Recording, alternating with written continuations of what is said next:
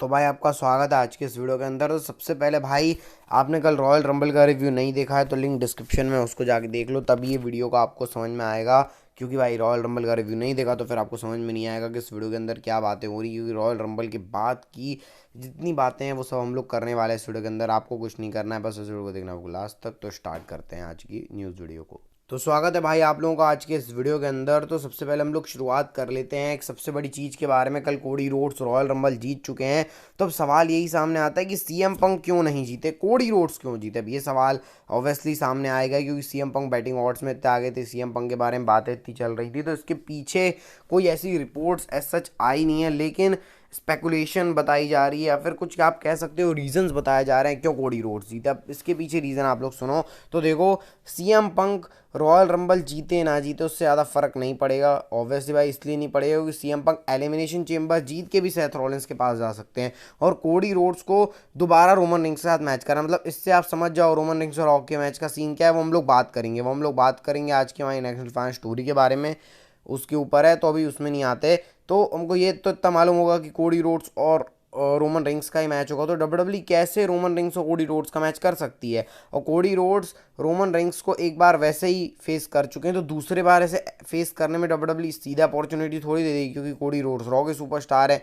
और अगर elimination chamber वगैरह मैच कराना भी होगा डब्ल्यू को, तो उसके लिए डब्ल्यू को फिर लगेगा नेपोटिज्म वाली चीज़। नेपोटिज्म मतलब वही वाली चीज़ आएगी ना कि कोडी को अपॉर्चुनिटी मिल रही है, लेकिन रॉयल रंबल जीत के प्रूफ कर रहे हैं अपने आप को कि भाई हाँ वो रोमन रिंग्स को फेस कर सकते हैं। और सेथ रॉलिंस को इंजरी भी है, और सेथ रॉलिंस को इंजरी है तो आपको पता है भाई कि सेथ रॉलिंस को इंजरी है तो फिर डब्ल्यू ऐसा भी कर सकती है कि सेथ रॉलिंस आ नहीं सकते ना डब्ल्यू टेपिंग्स में आता, तो फिर सीएम पंक की स्टोरी लाइन कैसे, तो डब्ल्यू सीएम पंक को एलिमिनेशन चेंबर जिता सकती है। अब कल की ये रॉ बहुत ज़्यादा इंटरेस्टिंग होगी क्योंकि सीएम पंक एडवर्टाइज हैं, कोडी रोड्स होंगे उस रॉ के एपिसोड के अंदर, तो वहाँ से हमको और चीज़ें क्लियर मिल जाएगा। लेकिन सिंपली यही रीज़न है कि कोडी रोड्स को अपने आप को प्रूव करना है। सीएम पंक चेंबर मैच भी जीत के रेसलमेनिया को मेन इवेंट कर सकते हैं। सीएम पंक का स्ट्रगल भी दिखेगा कि हाँ भाई वो डब्ल्यू के अंदर आया, उसको लड्डू नहीं मिला, उसने संघर्ष किया। तो ये रीज़न है कि सीएम पंक क्यों जीते, कोडी रोड्स नहीं जीता। फैंस के बीच में वॉर चल रही है, लेकिन मैं बोलूँगा मेरे को तो ज़्यादा कोई फर्क पड़ा नहीं, सही डिसीजन ही था डब्ल्यू का कोडी रोड्स को जिताने का। और कोडी रोड्स की बात चल रही तो आपने अपने स्क्रीन के ऊपर देख सकते हो कोडी रोड्स के नाम रिकॉर्ड है। वैसे आप लोगों को पता ही होगा कि वो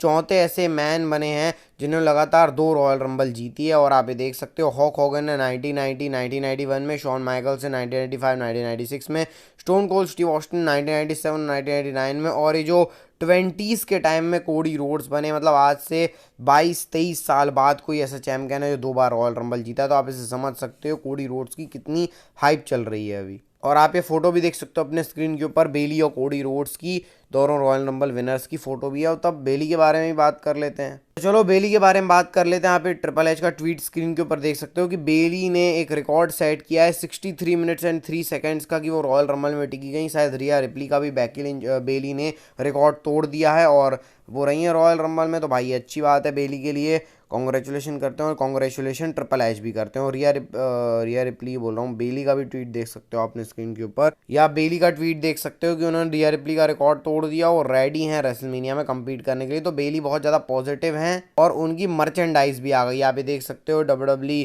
2024 विनर बेली और कोडी रोड्स की भी same as it is merchandise आ चुकी है। लिव मॉर्गन की मर्चेंडाइज आ चुकी है, आप ये देख सकते हो। उसके बाद नेओमी की मर्चेंडाइज डब्ल्यू ने डाल दी है। तो भाई पूरा पैसा कमाने के लिए डब्ल्यू जुट गई है। और जेट कारगिल की भी आप मर्च देख सकते हो। तो भाई चारों विमेंस की मर्चेंडाइज, जेट कारगिल, बेली, उसके बाद लिव मॉर्गन और नेओमी, इन सबकी मर्चेंडाइज डब्ल्यू ने ला दी है। तो भाई अगर आपको खरीदना हो तो खरीद सकते हो। वैसे डब्ल्यू इस मामले में तो बहुत तेज है। अब जरा रॉयल रंबल की अटेंडेंस के बारे में बात कर लेते हैं। तो रॉयल रंबल की अटेंडेंस 48,044 है, मतलब लगभग 48,000 के आसपास आप मान सकते हो। और ये रियल अटेंडेंस नहीं है क्योंकि डब्ल्यू बढ़ा चढ़ा के बताती है, मतलब आप लोग 40,000 से 45,000 के बीच में मान सकते हो। डब्ल्यू इतना भी ज़्यादा नहीं बोलते, लेकिन इतना आप बोल सकते हो 40,000 प्लस डब्ल्यू का एलिमिनेशन चेंबर देखने आया हुए थे, जो कि एक अच्छी खासी अटेंडेंस है। आप ये जेट कारगिल का ट्वीट भी देख सकते हो जो उन्होंने रॉयल रंबल के बाद किया है। थैंक यू कर रही हैं वो डब्ल्यू यूनिवर्स को, और वो नई बिगनिंग के लिए तैयार भी हैं। उनका इंटरव्यू हुआ था कि उन्होंने डब्ल्यू सुपरस्टार्स को लाइटली लिया था, लेकिन अब वो पूरी तरीके से प्रिपेयर है। नियोमी का भी आप ट्वीट देख सकते हो ट्रिनिटी का, कि उन्होंने मतलब अपने वो आंसू कंट्रोल नहीं कर पा रही थी और वो सबको थैंक यू बोलती हैं और वुमेन्स डिवीज़न की वो वार्म वेलकम भी करती हैं। तो ऐसा नियोमी का ट्वीट था। और ये है भाई, तो रिटर्न्स की पूरी बरसात हो गई है डब्ल्यूडब्ल्यू की। अच्छा, अब जरा आपको एक फैक्ट भी बता देता हूँ जिमी ऊसो नेओमी का। तो आप इस स्क्रीन के ऊपर देख सकते हो कि जिमी ऊसो नेओमी दोनों नंबर 2 पे आए थे। विमेंस रॉयल रंबल के नंबर 2 पे नेओमी और मेंस रॉयल के नंबर 2 पे जिमी ऊसो। तो भाई जिमी ऊसो नेओमी दोनों नंबर 2 पे, आप पति पत्नी। अब चल रहा है मामला ऐसे ही, देखो कितना कोइंसिडेंस है।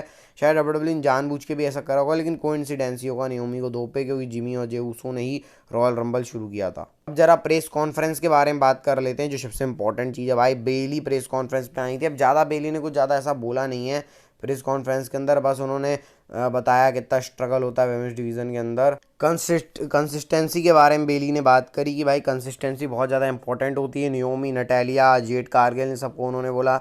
नटालिया नियोमी को तो लेजेंड बोला, जेड कारगिल के अंदर बहुत ज़्यादा पोटेंशियल है। और रेसलमैनिया मेन इवेंट की बात करी तो उन्होंने वही बोला कि भाई अभी टाइम बहुत ही ज़्यादा टफ चल रहा है, तो रेसलमैनिया का मेन इवेंट करने का सीन अभी कुछ ऐसा सेट है नहीं, मुश्किल तो बहुत होने वाली है। फिर कोडी रोड्स भी आए थे, आप ये मर्ज भी देख सकते हो कोडी रोड्स की। उन्होंने बात करी उनके मीम्स और जो जिफ बन रहे थे फिनिशिंग द स्टोरी के, तो उन्होंने बोला हाँ, अब वो सब गिना दिया कोडी रोड्स ने कि भाई उन्होंने कैसे सेथ रॉलिंस को 3 बार हराया है, ब्रॉक रेजनर को 2 बार हराया है, रोमन रिंग्स के सामने इसमें मेन इवेंट किया और अब फिर रॉयल रंबल जीते हैं। और उनकी स्टोरी फिनिश करने को कोई नहीं बोल सकता। उन्होंने बोल दिया डायरेक्ट हाँ मैं रोमन रिंग्स को ही फेस करूँगा। और फिर उन्होंने अपने जो ये टाउन है फ्लोरिडा करके, वो डस्टी रोड्स का टाउन है। मतलब ये फैक्ट बताना शायद मैं भूल गया, मेरे को खुद नहीं पता था कि जो जहाँ कोडी रोड्स compete कर रहे हैं रॉयल रंबल, वो डस्टी रोड्स का होम टाउन है। फिर ट्रिपल एच भी आते हैं आखिरी में, और ट्रिपल एच वो ये गाथा गा रहे हैं ना भाई रॉयल रंबल की, रॉयल रंबल इतना हिट, वो सब मैं आपको स्टैट बताऊंगा जब आएंगे। और उसके बाद ट्रिपल एच विंस मैकमैन के बारे में बात करते हैं। यहाँ मैं आपको विंस मैकमैन के बारे में बता देता हूँ। तो विंस मैकमैन डब्ल्यूडब्ल्यू से रिजाइन हो चुके हैं टीओके कंपनी से। ये आप ट्वीट भी देख सकते हो निक खान की तरफ से कि विंस मैकमैन ने टीओके कंपनी छोड़ दी है, रिज़ाइन कर दिया है टीओके से, क्योंकि आपको पता भाई स्पॉन्सरशिप वगैरह इन सब में डब्ल्यूडब्ल्यू को दिक्कतें आ रही थी विंस मैकमैन के कारण, इसलिए डब्ल्यूडब्ल्यू ने ये इतना बड़ा स्टैंड लिया। और भाई आपको पता है अब तो स्टॉक विंस मैकमैन के पास हैं अभी भी, लेकिन वो अब टीओके कंपनी के ना बोर्ड ऑफ डायरेक्टर ना कुछ है। तो ये गुड न्यूज़ बैड न्यूज़ है, आपको जो मानना है मानो। मैं ज़्यादा इसके बारे में बात करूँगा नहीं, क्योंकि ये थोड़ा सेंसिटिव मामला है। तो वही ट्रिपल एच बोल रहे होते हैं, और ट्रिपल एच ने बोला पॉजिटिव के ऊपर फोकस करते हैं, ना कि नेगेटिव जो चीज़ें चल रही हैं डब्ल्यूडब्ल्यू के अंदर, कि उनको रेसलमेनिया आने वाला है, रॉयल रंबल इतना अच्छा हो गया उनका और वो सारी चीज़ें, तो नेगेटिव जो चीज़ों को नहीं करते। जेड कारगिल के बारे में उन्होंने बोला, एक्स फैक्टर नाया जैक्स के बारे में उन्होंने बोला कि भाई नाया जैक्स जो हैं उनमें बहुत ही ज़्यादा चेंज आ रहा है। तो नाया जैक्स, जेड कारगिल, इन सब का नाम लिया ट्रिपल एच ने, और इस तरीके से अपनी वो जो बातें हैं वो ख़त्म करी। ज़्यादा कुछ था नहीं आज रॉयल रंबल में, लेकिन हाँ बस मैंने आपको ऐसे ही थोड़ा प्रेस कॉन्फ्रेंस का रिव्यू दे दिया। विंस मैकमैन के बारे में बात नहीं हुई, नेगेटिव उन्होंने बोला वो चीज़ों से दूर रहेंगे। अब बात कर लेते हैं रोमन रिंग्स के रिएक्शन के बारे में। तो डब्ल्यूडब्ल्यू ने रोमन रिंग्स का जो रिएक्शन है उसको रिकॉर्ड किया, आप ये देख सकते हो। को रोमन रिंग्स भाई बिल्कुल परेशान लग रहे हैं कोडी रोड्स की जीतने से, और पूरा फ्रस्ट्रेशन रोमन रिंग्स की दिखाई दे रही है। और ये आप देख सकते हो फोटोज़ में। और ये भी देखो भाई किस तरीके से रोमन रिंग्स का फेस बना हुआ, मैंने तो आज तक रोमन रिंग्स का ऐसा फेस नहीं देखा। आखिरी बार रोमन रिंग्स की शक्ल मेरे को याद आ रही है, वो 2 ही बार थी। पहली बारी वो जब समर स्लैम के अंदर ब्रॉक रेसनर वाला सीन हुआ था ना वो, और दूसरे बार शायद याद करने की कोशिश कर रहा हूँ मैं, तो जब जिमी और जे ऊसो और जिमी ऊसो वाला मनी इन द बैंक वाला मैच था। तो रोमन रिंग्स के इतने खतरनाक रिएक्शन मैंने ये तीसरी बार देखे हैं। वो जब पहला तो मैंने आपको बताया समर स्लैम, और दूसरा मनी इन द बैंक का जो ब्लड लाइन सिविल वॉर वाला मैच था। और ये तो भाई रोमन रिंग्स की पूरी फटी हुई है, मैं बोल सकता हूँ सीधे सीधे। अब भाई दिक्कत है पूरी प्रॉपर। अब जरा ब्रॉक रेजनर के बारे में बात कर लेते हैं। तो भाई ब्रॉक रेजनर रॉयल रंबल में नहीं आया, तो उनकी जगह किसने ली? तो ब्रॉक रेजनर की जगह लेने वाले बंदा और कोई नहीं बल्कि ब्रॉन ब्रेकर हैं। जी हाँ, ब्रॉन ब्रेकर ने ब्रॉक रेजनर की जगह ली है रॉयल रंबल के अंदर। ब्रॉन ब्रेकर ने जगह ली है, और ब्रॉन ब्रेकर ने ब्रॉक रेजनर की जगह ली रॉयल रंबल के अंदर। और जैसा ब्रॉक रेजनर को करना था, ब्रॉन ब्रेकर और ब्रॉक रेजनर की बुकिंग सेम थी। तो ब्रॉक रेजनर की बुकिंग आते 20 नंबर पे ब्रॉक रेजनर आके एलिमिनेट करते 2-3 को। उसके बाद ओमास, ब्रॉक रेजनर ओमास को एलिमिनेट करते, और डोमिनिक मिस्टीरियो ब्रॉक रेजनर को एलिमिनेट करते, और फिर Brock Lesnar versus Dominik Mysterio elimination chamber के अंदर होता। तो क्या पता भाई कल हो सकता है ब्रॉक रेजनर आ जाए, लेकिन डब्ल्यूडब्ल्यू स्टिल प्लान्स में है डोमिनिक मिस्टीरियो और ब्रॉक रेजनर की प्रोग्रामिंग। तो क्या पता आपको एलिमिनेशन चेंबर के अंदर ये मैच देखने को मिल जाए। और रही बात ब्रॉन ब्रेकर की, तो ब्रॉन ब्रेकर शायद अब ऑफिशियली मेन रोस्टर का पार्ट हो चुके हैं, और वो जजमेंट डे के साथ अपनी स्टोर लाइन करेंगे, क्योंकि उन्होंने जेडी मैकडोना को स्पीयर भी मारा था। तो ऐसा कुछ सीन हो सकता है, और देखो अब क्या होता है। वो तो कल रॉ के एपिसोड नहीं पता चलेगा। सीएम पंग रॉ में देखते हैं क्या क्या सीन बैठता है। तो चलो बात कर लेते हैं आज की नेक्स्ट फैन स्टोरी के बारे में। तो मैंने आपको सब बता दिया स्टोरी, आज थोड़ा सा ज़्यादा जल्दी बताया हूँ क्योंकि भाई बहुत सारी स्टोरीज थी आपको बताना था, क्योंकि कल दूसरा वीडियो अपलोड नहीं हो पाया था। तो हम बात कर लेते हैं नेक्स्ट फैन स्टोरी के बारे में, जो कि Cody Rhodes Roman rings rock से रिगार्डिंग है। तो मैंने सीएम पंग को कोडी रोड्स का रीज़न बताया।